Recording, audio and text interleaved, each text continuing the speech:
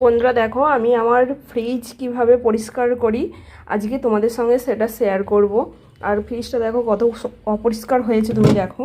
আর এখানে প্রচুর পরিমাণ বরফ জমে গিয়েছিল, বরফটা বন্ধ করে রেখে দিয়েছিলাম ফ্রিজটা, তো বরফটা গলে গেছে। আর কতটা পরিমাণ অপরিষ্কার হয়েছে দেখো তোমরা।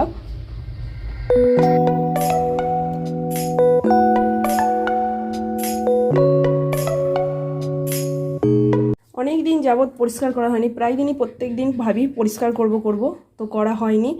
আর এইদিকে যত মালমাটি আছে মানে সমস্ত যা জিনিসপত্র আছে আমি সমস্ত জিনিসপত্র আগে বের করে নেব, করার পর তারপর করব। তো ভিডিওটা তোমাদের ভালো লাগলে অবশ্যই সাবস্ক্রাইব করে দিও, লাইক করে দিও আর শেয়ার করে দিও। তো চলো আগে আমি পেছনে এই বরফের গলা জলটা পেছনে পড়েছে, তো পেছনে জলটা আমি আগে ফেলে দেবো।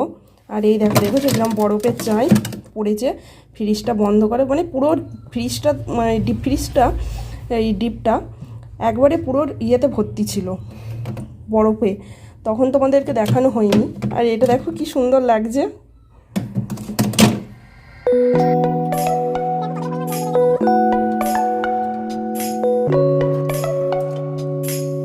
একবারে আমি এগুলো একবারে খুলে নিচ্ছি।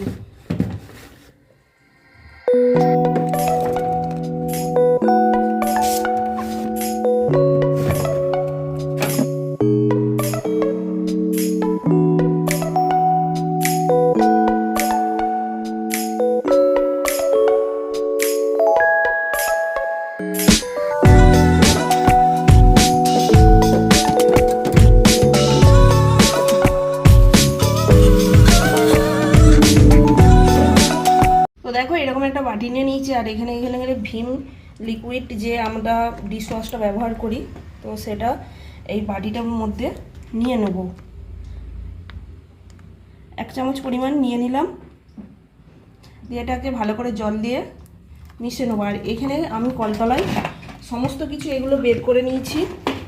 আর এখানে গামলায় 1 গামলা জল নিয়ে নিয়েছি। এগুলো এখন এই ডিশ ওয়াশটা দিয়ে আমি পরিষ্কার করব।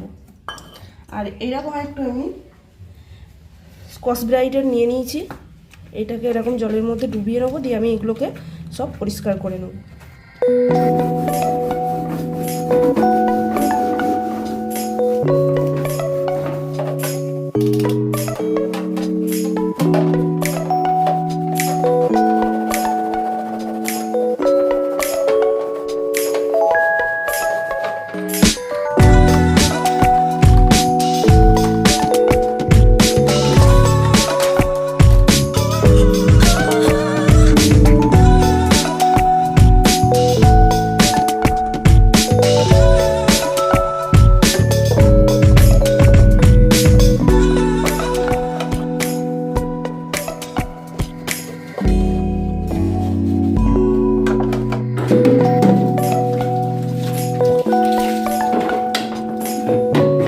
তো দেখো আমি এরকম একটা বালতিতে জল নিয়ে নিয়েছি, নিয়ে এবার আমি এটাকে ফ্রিজটাকে এবার ক্লিন করব। প্রথমে ডিপ ফ্রিজটা আমি করে নেব।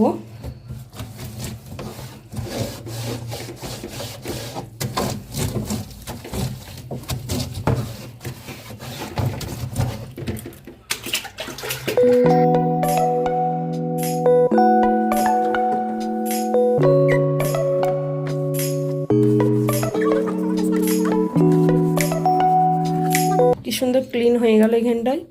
আমাদের এই ফ্রিজটা জানো 10 থেকে 11 বছর হয়ে গেল, ওর বেশি তো কম হবে না। আমার মোটামুটি আন্দাজ বলতে মোটামুটি বলতে 10-12 বছর হয়ে যাবে এই ফ্রিজটা আমাদের হয়েছে কেনা। অনেক দিনের পুরনো ফ্রিজ, 10-12 বছর কাটানো মানে বিশাল ব্যাপার।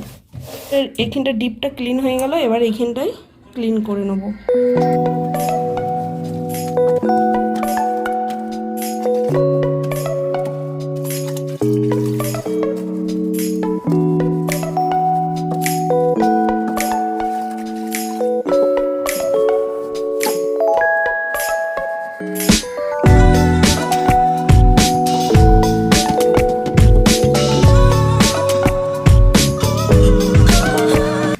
জলটা কতটা পরিষ্কার হয়ে গেছে। জলটাকে আমি একবার পাল্টে নিয়ে আসি।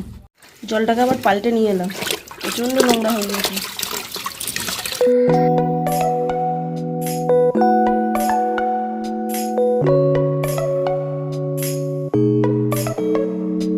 আমার এই দিকটা পরিষ্কার হয়ে গেছে, এবার এই দিকটা সাইডটা করবো। এই রাবারগুলোতেও অনেক ময়লা ধরে থাকে, এগুলো বিশেষ করে দেখেছো।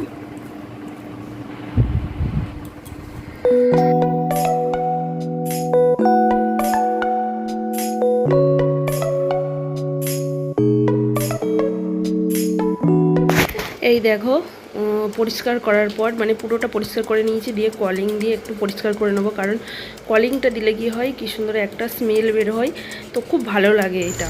আর দেখো আমি কত সহজভাবে পরিষ্কার করে নিলাম। ফ্রিজটা কতটা অপরিষ্কার হয়েছিল বলো তো, একদম পুরো নতুনের মতন লাগছে, ঝকঝক করছে। দিয়ে আমি ওই যে রুমালটা দিয়ে আমি পরিষ্কার করছিলাম, ওই রুমালটা ভালো করে ধুয়ে নিয়ে ওটা দিয়ে আবার কলিংটা দিয়ে মুছে নিলাম। কি বলো তো, সব কিছু একটু ধৈর্য ধরে করতে হয়, কারণ এইসব জিনিস বেশ পরিষ্কার করলে দেখতে ভালো লাগে, কিন্তু সময় লাগে। মানে মোটামুটি আধা ঘন্টা সময় লেগেছে পরিষ্কার করতে, অনেকটাই তো অপরিষ্কার হয়েছিল। কাপড় নিয়ে, শুকনো সুতির কাপড় নিয়ে এরকম মুছতে শুরু করে দিয়েছি। এটা মানে যেটুকুনি জল জল টাইপের হয়েছিল সেটুকুনি সুতির কাপড়টা দিয়ে একদম শুকনো শুকনো করে মুছে নেবো। মুছে নেওয়ার পর এবার আমি ফ্রিজের সামনেটাও একটু কলিং দিয়ে ভালো করে পরিষ্কার করে নেব বলতে এই দেখো পরিষ্কার করে নিচ্ছি। আর এটা দেখেছো কত সুন্দর কালারটা ফ্রিজের আমাদের, কি ভালো লাগে দেখতে, একদম কিচ্ছু হয়নি, একদম মানে কালারটা একদম ডিপ কালারই রয়েছে। তো এই দেখো তোমাদেরকে একদম ফাইনাল লুক দেখিয়ে দিচ্ছি, কত সুন্দর ঝকঝকে তকতকে করে পরিষ্কার করা হয়ে গেছে।